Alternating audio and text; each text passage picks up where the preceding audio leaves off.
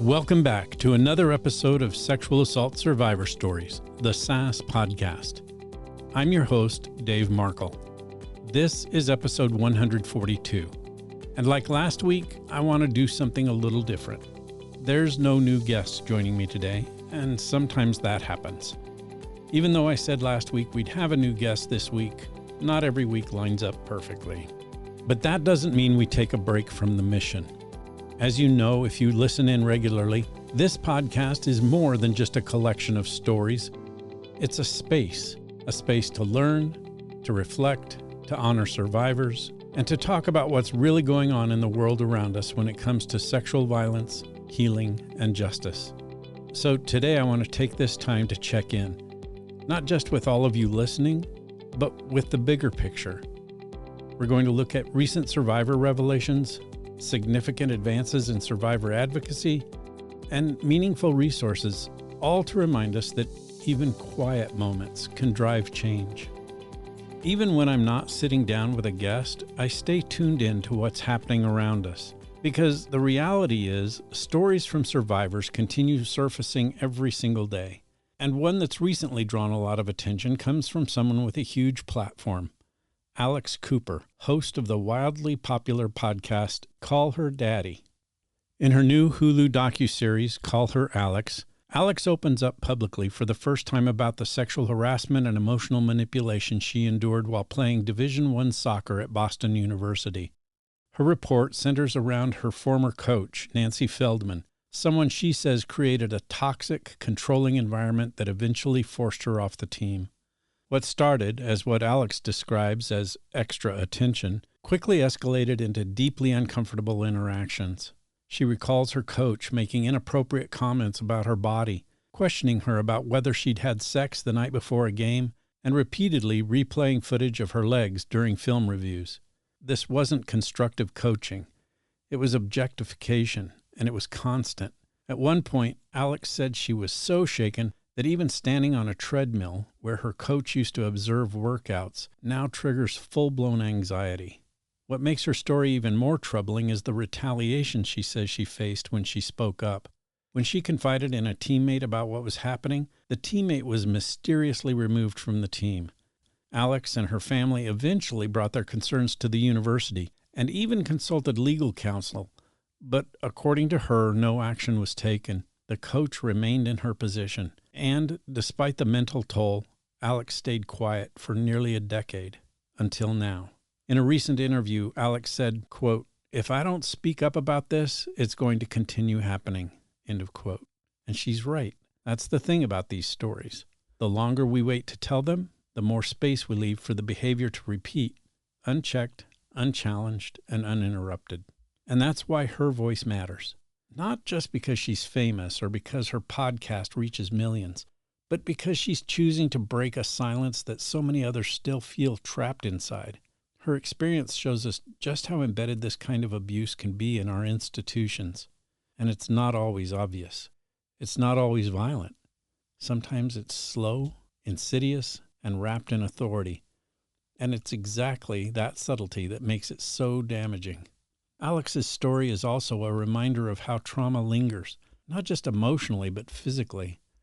Something as ordinary as stepping on a treadmill can become unbearable when your body remembers what your mind is still trying to forget. That's the kind of trauma that so many survivors deal with silently. And it's something that trauma-informed professionals, friends, and family need to understand deeply.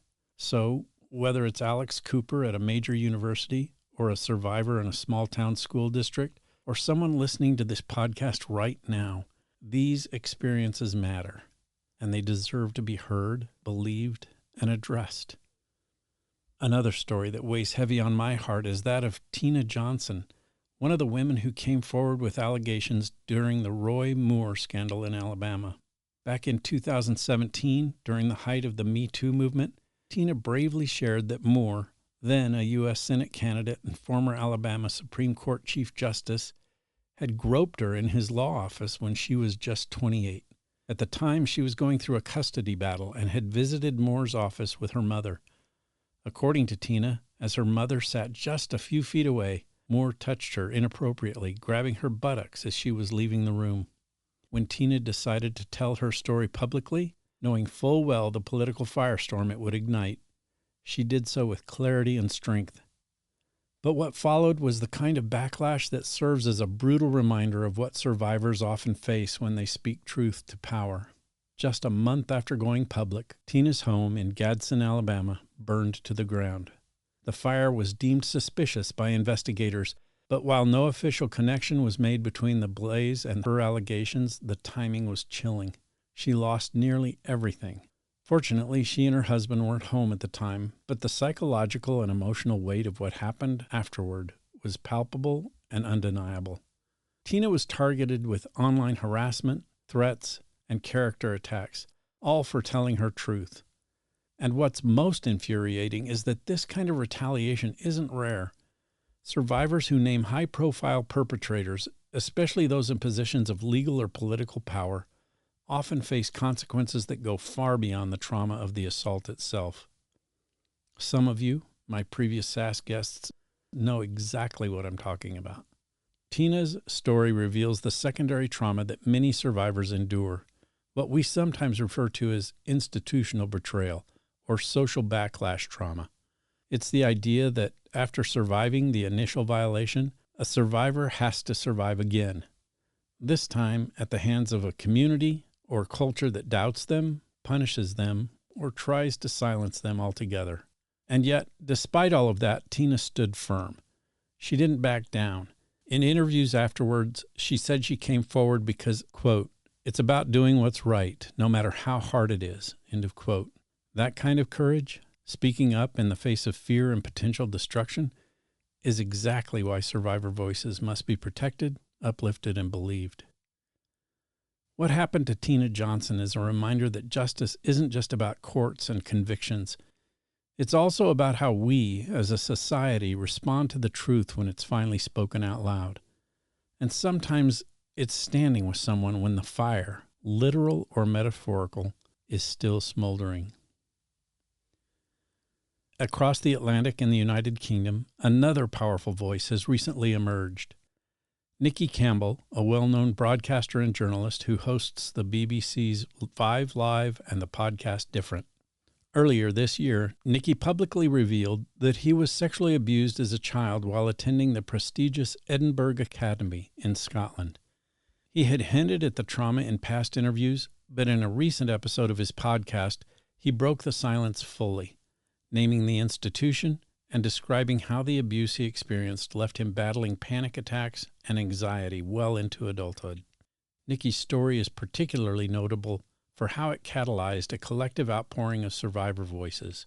After his episode aired, dozens of former students from Edinburgh Academy and other similar institutions came forward with eerily similar stories of abuse at the hands of teachers and administrators.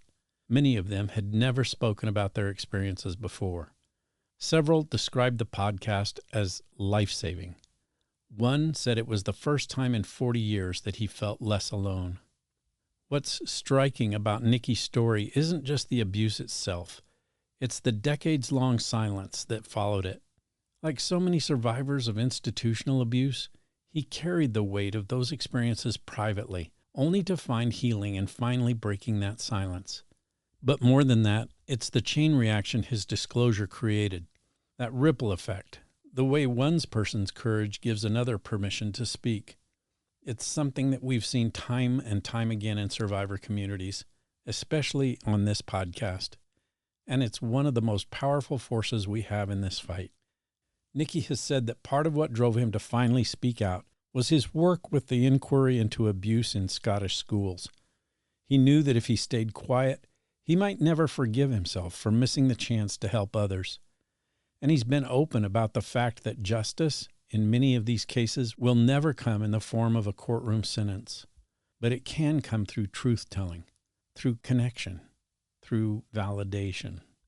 His story is a potent reminder that abuse doesn't always happen in isolation. Often, it's protected by walls, literal and figurative, by reputations, legacies, and decades of silence. But when one person opens that door, it lets the light in for everyone still sitting in the dark. We've talked about these powerful stories, survivors who've bravely come forward, and the waves their voices have made. But I want to shift now to something just as important: what those stories inspire. The change, the action, the movements. We've talked about these powerful stories, survivors who've bravely come forward, because it's not just the trauma that shapes us, it's what we do with it. And few people have embodied that transformation more powerfully than Amanda Nguyen. Amanda is a rape survivor and the founder of RISE, a nonprofit that's helped pass dozens of laws to protect sexual assault survivors. Her advocacy began after her own assault as a college student at Harvard. After undergoing a forensic exam, Amanda was told that her rape kit could legally be destroyed after just 6 months unless she personally requested its preservation, over and over again. No notification, no updates, just another layer of trauma. Amanda called it a second betrayal. Instead of staying silent, she got to work. At just 24 years old, Amanda drafted the Sexual Assault Survivors' Rights Act, a piece of federal legislation that passed unanimously in both chambers of Congress. Let me say that again, unanimously. In today's political climate, that's extremely rare, and it says something profound about the power of her work. The act established core rights for survivors across the country: the right to a free forensic exam, the right to have the evidence preserved for up to 20 years or through the statute of limitations, and the right to be notified at least 60 days before a rape kit is destroyed. Survivors also gained access to medical records and clear written explanations of their rights. The law wasn't just a technical fix, it was a recognition at the highest level that survivors deserve dignity, consistency, and transparency. Since the law passed in 2016, Amanda and RISE have helped inspire and support 67 similar laws across the United States, with over 40 states implementing comparable legislation. And that's just the legal side of her work. Amanda also helped launch the global expansion of the What Were You Wearing exhibit, an art installation that challenges one of the most insidious forms of victim blaming. It began back in 2013 with survivors submitting the outfits they were wearing when they were assaulted. From college campuses to the halls of the United Nations headquarters in 2022, the exhibit has featured over 100 outfits, representing just a fraction of the estimated 1.3 billion survivors around the world. And it's not limited to just one place. Amanda brought the movement to New York Fashion Week, using fashion itself to subvert the very narratives used to shame survivors. Then, in 2023, the exhibit traveled to the European Parliament in Brussels, placing mannequins across public spaces, each one quietly but boldly saying, "It was never about the clothes. It was always about consent." Over 600 survivors have contributed to these campaigns, offering not just clothing, but courage. And through it all, Amanda continues to run RISE as a platform for survivor-led legislative change. Their 12-week program equips survivors across the globe to draft and advocate for laws in their own countries and communities. This is what happens when a survivor doesn't just heal, they lead. Amanda Nguyen shows us that trauma can be a catalyst for justice, that advocacy doesn't just belong to the halls of power. It belongs to every voice that dares to demand more. And while Amanda is blazing a trail in policy and public discourse, another name stands out in the world of survivor-led change: Chanel Miller. You may remember her, though you might not know her name, at least not right away. For years, she was known only as Emily Doe, the anonymous woman in the sexual assault case against Brock Turner at Stanford University. Her victim impact statement, published after Turner's sentencing, went viral and was read more than 11 million times. It was raw, eloquent, and deeply human. It changed how people talked about consent, memory, and justice. Then, in 2019, Chanel stepped forward and published her memoir, Know My Name. In doing so, she didn't just tell her story, she reclaimed it. Chanel became a leading voice on the trauma of navigating the legal system, on how institutions so often fail survivors and on the quiet strength it takes to keep going. Her work has helped reframe the narrative around sexual violence, from one of shame and silence to one of truth, resilience, and transformation. Let's pause right here and talk about something that could make all the difference for someone listening right now: getting help. If you or someone you care about is dealing with the aftermath of sexual violence, you don't have to navigate this alone. There are people, real people, trained and ready to listen no matter how long it's been or what your story looks like. Start with RAIN, the Rape, Abuse, and Incest National Network. They offer 24/7 free and confidential support at 800-656-HOPE or online at rainn.org. That's RAINN.org. Whether you're looking for immediate help, referrals, or just someone to talk to, they are there. And for male survivors, there's the 1 in 6 helpline, a space that's trauma-informed, inclusive, and deeply understanding of the unique challenges men face in processing abuse or assault. I'll leave their link in the notes of this show. And for those dealing with public harassment or intimidation, check out Stop Street Harassment. They provide education, advocacy tools, and a national hotline to help those who've experienced sexualized harassment in public spaces. These are just starting points, but they're solid ones. And just hearing them, just knowing they're out there, can remind us that healing is possible, support is real, and no survivor has to suffer in silence. Maybe this episode feels a little different than what you're used to hearing from me. There's no guest across the mic, no interview, no personal story being told in real time. And in a world that constantly demands new content, new faces, new sound bites, it might be easy to assume that a week like this is somehow empty or less valuable. But let me offer a different perspective. This week isn't empty. In fact, it's full of reflection, full of purpose, and full of voices. Because even in the absence of a single guest, the echoes of survivor stories continue to ring out through everything we've talked about today.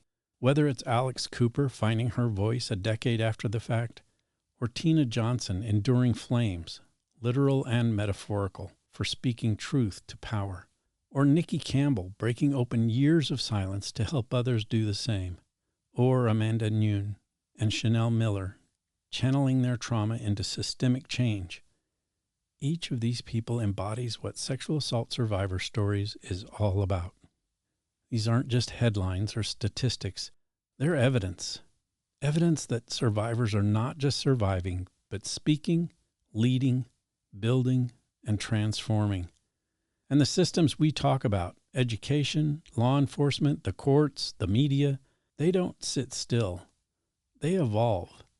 They bend, sometimes slowly, sometimes stubbornly, but they bend towards justice when enough people push. That push doesn't come from institutions. It comes from voices, from courage, from truth. So yes, this week may not have the structure of a typical episode, but maybe that's the point.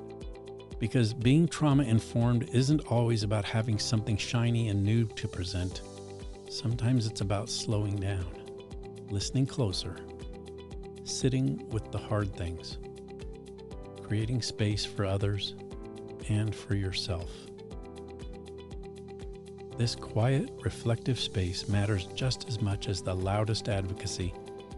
It's where change often starts, in reflection, in stillness, in understanding. So, whether you've listened to every episode of this podcast or this is your very first one, I want you to know that you're part of something here. You're part of a growing, healing, empowered community, one that knows the value of every story, every truth, and yes, even every pause between the stories. This is your journey too, and I'm honored to be walking it with you. That does it for another episode of Sexual Assault Survivor Stories, the SASS Podcast.